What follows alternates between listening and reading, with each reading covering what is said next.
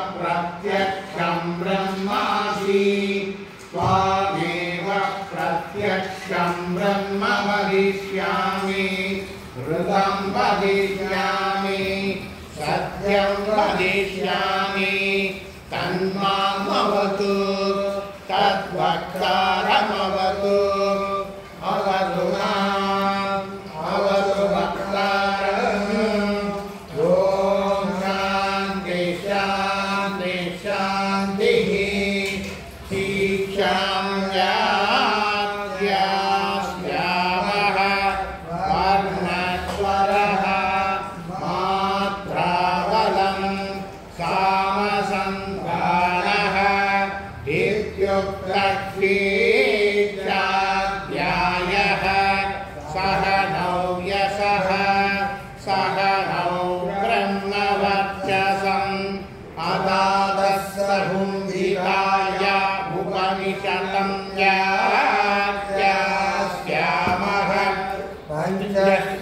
पंचस्वधिकरणेषु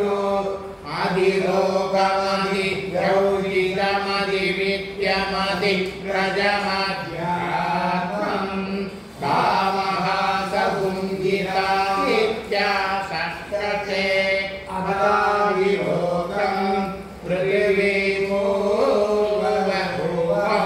द्यौरुत्तररूपम् आकाशसन्धिः वायुस्सन्धानम् इत्यदिलोकम्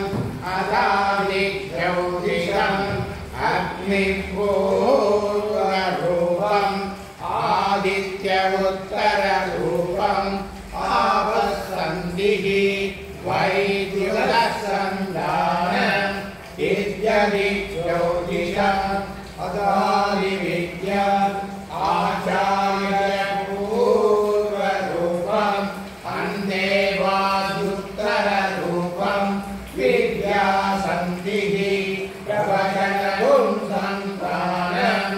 इत्यदिविद्यम् अदादिप्रजम् मातापूर्वरूपम् विगोत्तररूपम् प्रजासन्धिः प्रजननगुंसन्तानम् इत्यदिप्रजम् अनाद्यात्मम् अधराहणपूर्वरूपम् उत्तराहणुरुत्तररूपम् वाक्सन्धिः जिह्वासन्तानम् इत्यध्यात्मम् इदीमा महासमुञ्जिताः य एव मेधा महासमुञ्जिता व्याख्याता वेद सन्नीयते प्रदया पशुभिः ब्रह्मवर्चसेनान्नाद्येन सुवर्गेण लोकेन यस्सङ्गशांशवो विश्वरूपः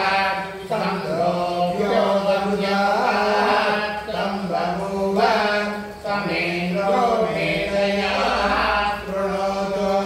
अमरस्य देवधारणो भूयासं शरीरं मे विचक्षणं जिह्वा मे मधुमत्तमा कर्णाभ्यां भूरिविश्रुवं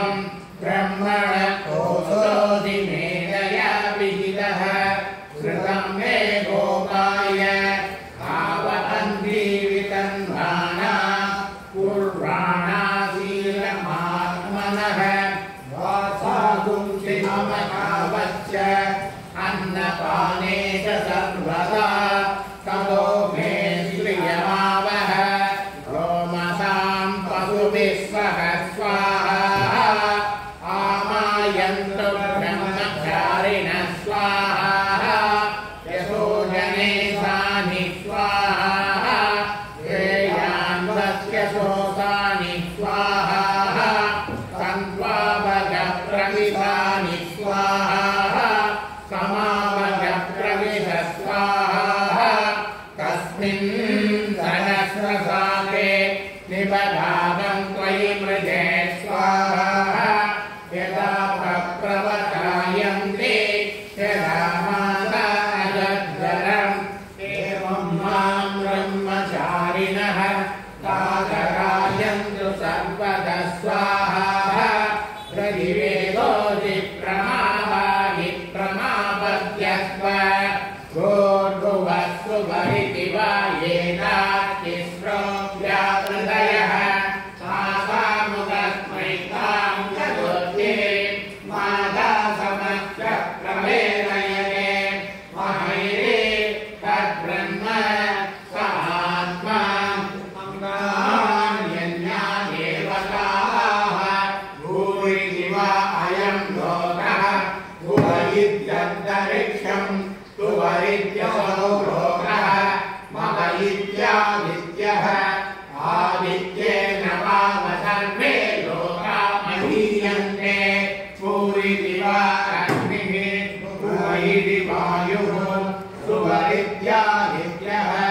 मम इति चन्द्रमाः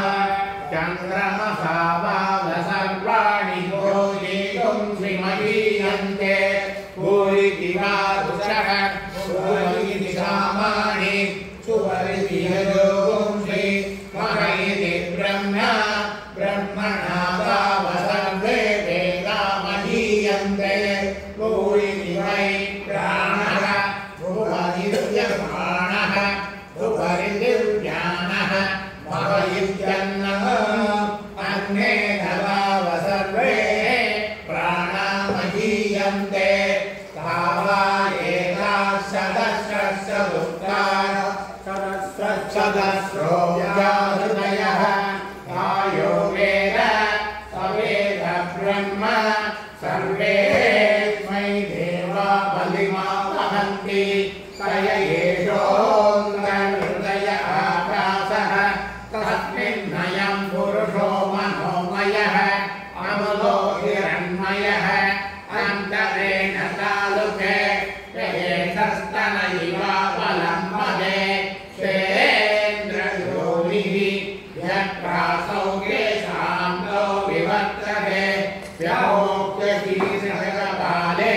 भूरित्यग्नौ प्रतिष्ठति भुव इति वायौ सुव इत्यादित्ये मम इति ब्रह्मणि आप्नोति स्वराज्यम् आप्नोति मनसस्पतिः वाक्पतिः चक्षुष्पतिः श्रोत्रपतिर्विज्ञानपतिः एतत्ततो भवति आकाशशरीरं ब्रह्म सत्यात्मा प्राणानामं मन आनन्दं शान्तिसमर्थममृतम् इति प्राचीनयोग्योपास्व पृथिव्यन्तरिक्षं द्यौतिसोपान्तरदिशाः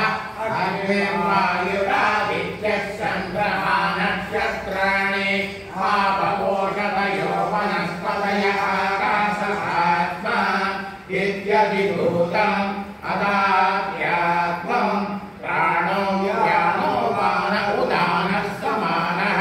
चक्षुश्रोत्रं मनोवाक् त्वक्सर्म आहुं सद्गुस्नावास्ति मज्जाम् एतदधिविकार्य ऋषिरवोचते पान्तं वायुरहुं सर्वम् पान्ते नैव पान्तद्गुस्पृणोतीति ओमिति ब्रह्म ओमिति अदहुं सर्वम् ओमित्येतदनुप्रतिहात्मवाप्यो श्रावयेत्याश्रावयन्ते ओमिति सामानि गायन्ते ॐ सोमिति शस्त्राणि समुन्सन्ते ओमित्यध्वर्यौ प्रतिहरं प्रतिगृह्णाति ओमिति ब्रह्मा प्रसौति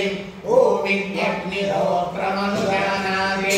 ओमिति ब्राह्मण प्रवक्ष्यन्नाः ब्रह्मोपाप्नमानीते ब्रह्मैवोपाप्नोति स्वाध्याय प्रवचने च सत्यं च स्वाध्याय प्रवचने च तमश्च स्वाध्याय प्रवचने च तमश्च स्वाध्याय प्रवचने च समश्च स्वाध्याय प्रवचने च अग्नयश्च स्वाध्याय प्रवचने च अग्निहोत्रश्च स्वाध्याय प्रवचने च अदितयश्च स्वाध्याय प्रवचने च मातृश्च स्वाध्याय प्रवचने च स्वाध्याय प्रवचने च प्रथमस्य स्वाध्याय प्रवचने च स्वाध्याय प्रवचने च सत्यमिति सत्यवसानादीधरः तपैति तपो नित्यगौरिसृष्टिः स्वाध्याय प्रवचने देवेति नामो मौद्गल्यः सत्तितमः अहं दृष्टस्य देविव दीप्तिदृष्टं गिरेरिव